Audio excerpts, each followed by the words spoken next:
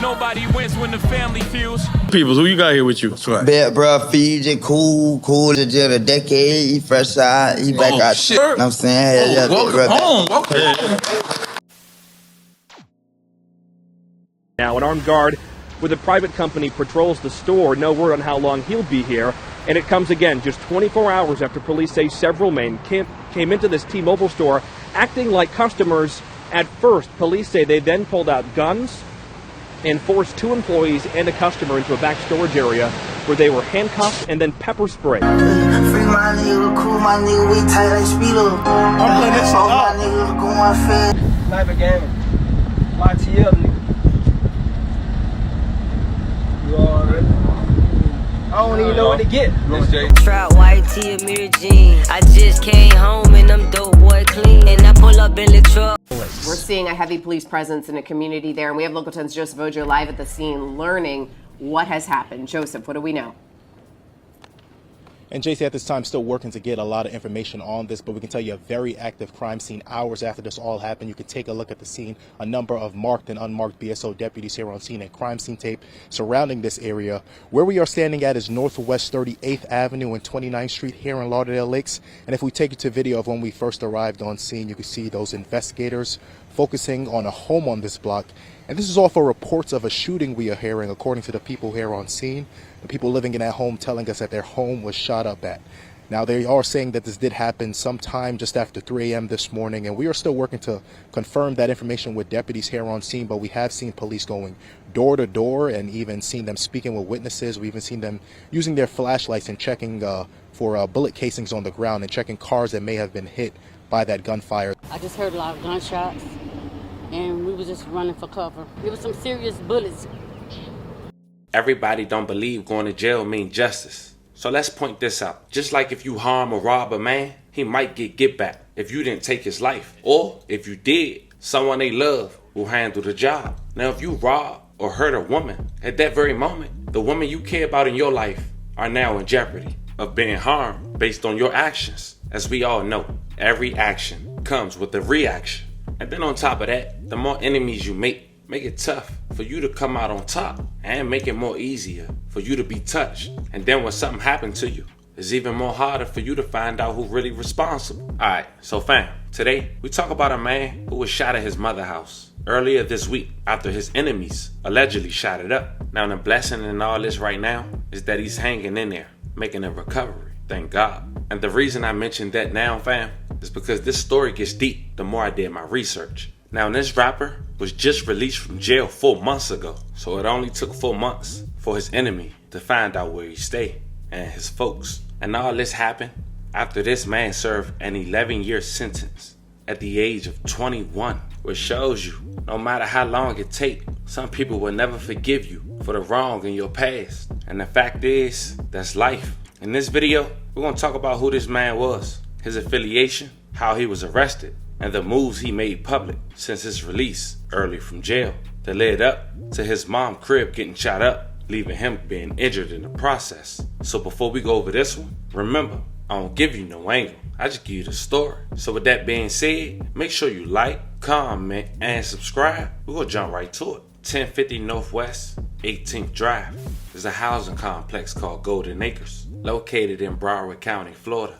It's also the neighborhood that the rap star Kodak Black had grew up in. Another guy who was a kid growing up in Golden Acres until he was grown was Clinton Johnson, aka VG Cool. Cool was a guy who was older than Kodak Black, running around in the streets, repping 1800 block. They formed a group called Brutal Youngins. You and why you say that? Huh? Break it down to us. What you saying now? Like you say, when you think of Blue, you think of you, and why you say that? Let the people know, cause you know we taking on back this history here, Bryan County. Yeah, because the reason why I say I think of me because back then, like I don't want to say a minute, but you know I was bad, man. I was tripping out there on the streets, man. But you know when I think of Brutal Young, I just think of me, you know what I'm saying? I just think of me and everybody who came up under me, and everybody who was like around me at the time. When I was a Brutal Youngin, you know what I'm saying? But you know, who was the members in Brutal Youngin?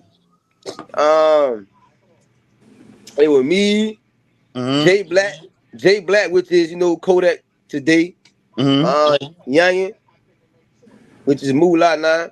You know, you got Jay Green, you got Young Money, you got D Boy, you got who else? Yeah, that's about it right there, man. Okay, then. Okay, because no one ever asked It's probably like one more memo. I can't think about it on top of my head, man. But to be honest with you, like the whole GA and 1800 is the whole Brutal Youngin. But you know, as far like the memos, like that's what it was. What I just said though. Shout out to the Tippy Toes podcast, based out of Florida. Them boys be tapped in the culture. We're gonna check out another clip from them later in the video. Now in Broward County, Cool had a reputation that had weight on it. He was known to rob women and men, and in fact, some say jail saved his life. In 2012, at just 21, Cool and 3 others had made a huge risk robbing a T-Mobile store, broad daylight, with no mask. They handcuffed and pepper sprayed the employees, 2 which were females, before robbing them, taking cash and the phones. More about an armed robbery at a local cell phone store in Boca Raton. Chris McGrath joining us live from the T-Mobile store. And Chris, this is about the same time that this happened yesterday. What's the mood out there like now? Well, right now, relatively speaking, Paul, business as usual. But as you can imagine, a lot of employees shaken up. Just about 24 hours after this armed robbery, the employees I spoke with inside the store couldn't say much, but did tell me their coworkers are okay this afternoon. Now, there is a security presence here right now. An armed guard with a private company patrols the store. No word on how long he'll be here. And it comes again just 24 hours after police say several men came into this T-Mobile store acting like customers at first. Police say they then pulled out guns and forced 2 employees and a customer into a back storage area where they were handcuffed and then pepper sprayed. Police say the 4 men stole cash and phones from the store, as well as personal belongings from the victims. One of the victims was able to call 911, but all 4 men got away and are still on the loose right now. Back live in Boca, where police say they are making progress on this case, but so far, no arrests. Anyone with information is asked to call police. Authorities wouldn't make an arrest until 6 months later. Travis Bird, Allen Eugene, Clinton Johnson, and Georges Richardson were all in custody after a lengthy investigation. Clinton, aka Cool, he was sentenced 3 years later in 2016, with the original release date December 26, 2027. He had 14 and 15 years, but he came home in 11, coming home right before the holidays, October of 2023. And it's chilling, man. You know, just man. enjoying myself. You know, I've been going on. I'm really just enjoying myself right now. Feel good to be free out here, ain't it? Yeah. Man, for the people that don't know, how long Cool was locked up for, dog? Man, I've been going 10. I really been going 11 years, but everybody stuck on the list. He been going 10. He been going 10. So I just 10 years, no tear. You feel me? Damn, so a decade and 1 year? That's a long time. That's a long mother. Yeah, I've been going. I gotta ask you, bro. What's the first thing you did when you got out? Man, bro, you know what's crazy?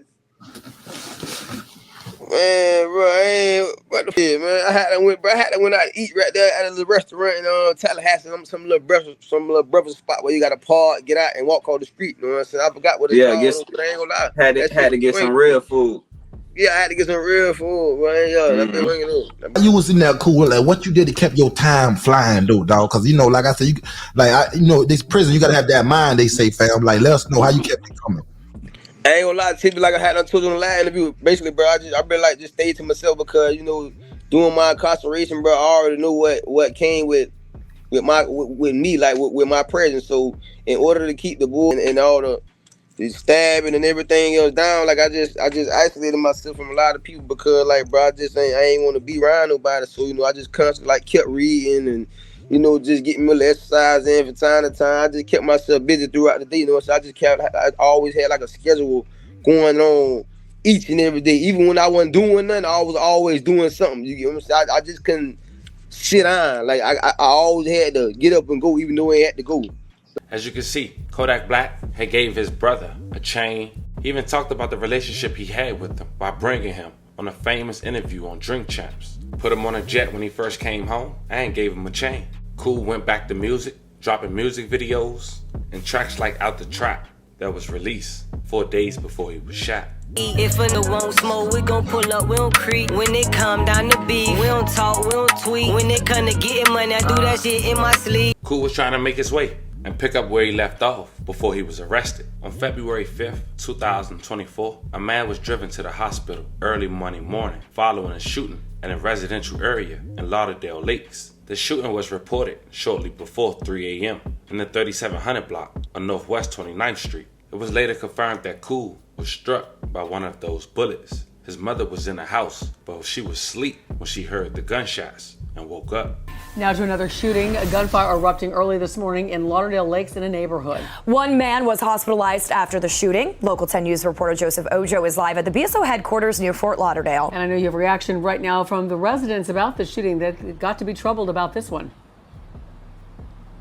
And so, Christy, so the people or person behind this early morning shooting, they are still out there at this time. A very scary ordeal for this family who was fast asleep as bullets came flying into their home.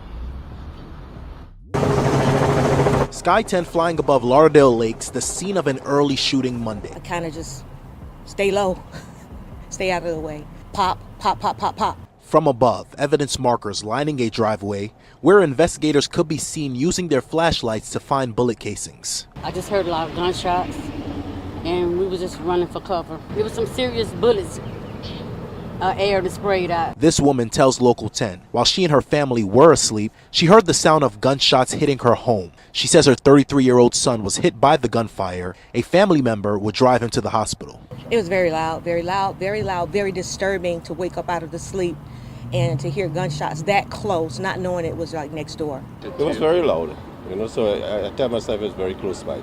BSO confirming the shooting happened just before 3 a.m. It would lead to this large law enforcement presence that lasted for hours in the area of Northwest 37th Avenue and 29th Street. Detectives going door to door, looking for surveillance and speaking with witnesses. As police checked nearby cars for bullet holes, they found this car across the street with a bullet hole on the passenger side door, and the radio inside was damaged. Although deputies said the victim sustained injuries that were non-life-threatening, this woman said otherwise. He sustained a lot of blood, yes he did. How is his current condition at this moment? Not good at this moment.